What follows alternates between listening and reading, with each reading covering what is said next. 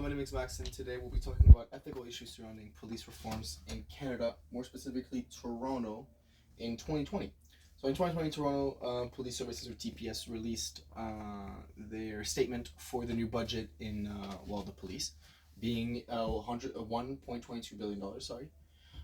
Soon after this release, controversy as well as activists sparked pretty much all over Toronto and also across other places in Canada, where they were demanding mainly a 10% cut of about $122 million, and to use that money to be redirected towards different community services. For example, they were talking about the women's programs as well as Indigenous communities and other groups in that sense. So when talking about police reforms as well as budget cuts when it comes to policing, there are about four main ethical issues that you can designate.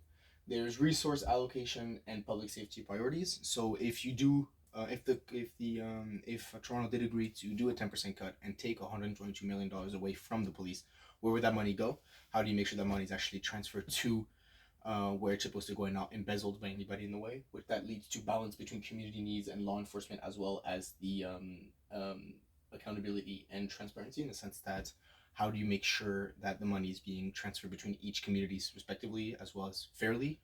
Obviously, if you give more money to one community compared to the other, why is that the case, and is that fair, is that ethical, and is that okay? As well as obviously social justice and equitable distribution, which kind of ties into balance between community needs and law enforcement, in the sense that, again, where does that money go, how does that money go, and how do you separate that money equally between whoever wants it / needs it. And then when you go back to accountability and transparency, which is a fourth issue, this is where Toronto took a spin on the idea, and instead of taking that money away, that $122 million away, which actually they ended up spending more, they forced the police to spend some of their $1.22 billion in some areas, such as, which is going to be a big theme in this presentation, body camera for enhancing accountability. So some reform programs that the police went through. There's three main ones we're going to talk about, as well as a fourth one, which is kind of an honorable mention, because it was started recently at the time, and it's still currently building up. It's nothing super big yet.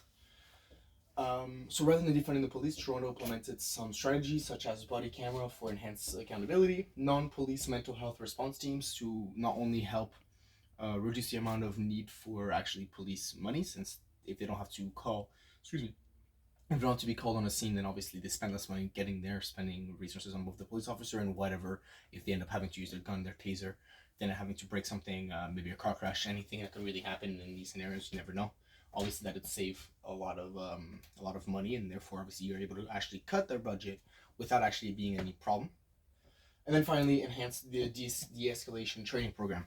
So that's actually still going on today, where they change how police officers interact with the community, in the sense of how we de-escalate certain situations. Obviously our community grows every year. We get new people, we get new styles of expressing yourselves, right? I mean, 30 years ago, there was a much different environment between police officers and community compared to today. So every single year, they end up changing or tweaking their de-escalation training programs, which started in 2020 mainly. Going back to the non-police mental health response team, they also made a mental health response team specifically for the police and police officers themselves, if needed. So, for example, after shooting or after a traumatic event of a cop, the police officer would be forced to go through that rehabilitation, where they would test him, make sure he's okay, before sending him back on duty, to make sure that obviously he doesn't have any psychological issues or anything like that. So that's where that money went. Some of that money went. And body camera footage, which as you can see right here, is easily the biggest, at the time at least, the biggest chunk of their money where they spent. So instead of spending about $122 million, they spent almost $325 million. It was a bit under. It was closer to 323, but okay. So those are the ideas that Toronto implemented, instead of just cutting the budget. Sorry, that's my cat.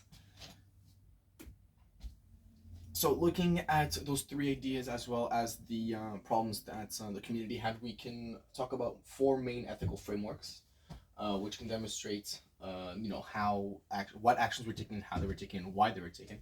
So looking at utilitarianism, that which maximizes public benefit. So in that sense, they helped with body camera footage, which obviously maximized the accountability for cops, which maximized public benefit.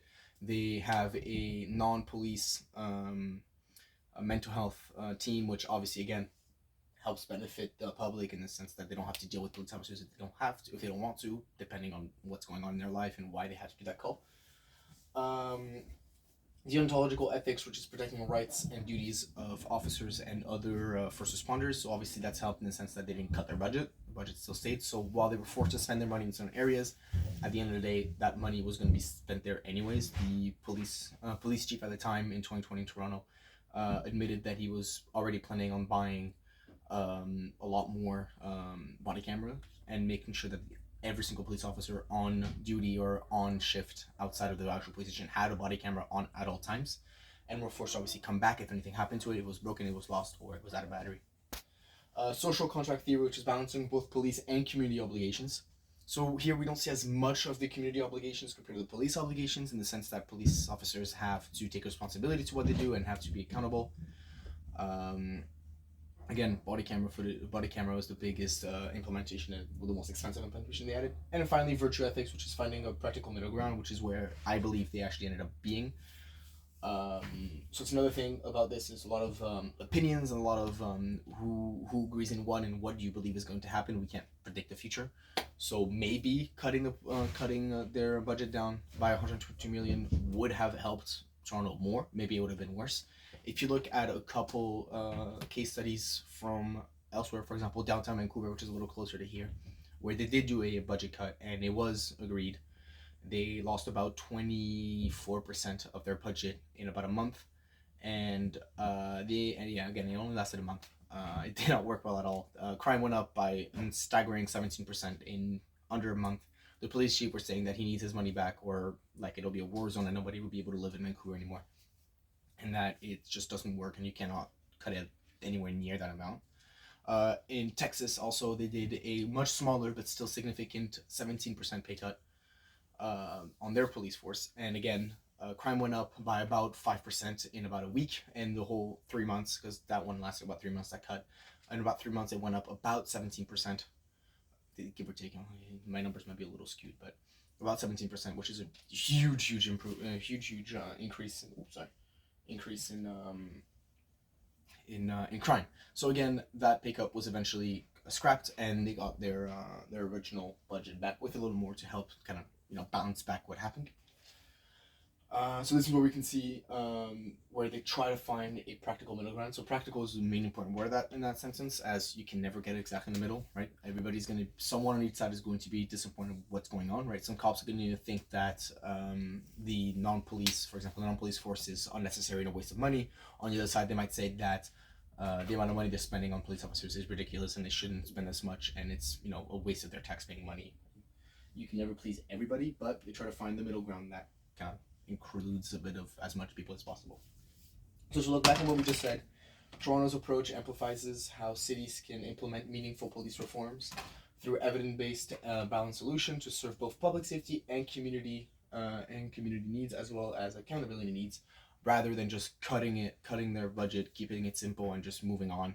Where again, so far this just has not worked anywhere we've seen. I know there are a couple countries in Europe. So in Europe, a couple countries in Europe are currently trying to find a way to reduce the amount of money spent by police to then improve other parts. For example, the hospitals, fire departments, and other small businesses, first aid businesses that aren't making as much money and they can't sustain themselves as much. It's way too early to say what's going to work or not, but in 2020 there definitely wasn't any proof that it would work.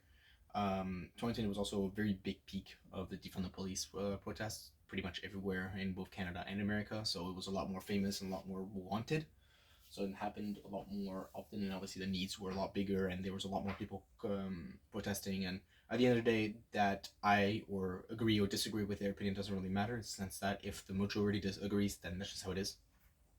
Obviously in this scenario, the majority didn't agree, and on top of that, the government decided to not give them a pay cut and instead reform the police by forcing them to get more education, more training, more accountability prevention, such as body camera, and as well as something to help the community with a non-police based team to help with mental health crisis.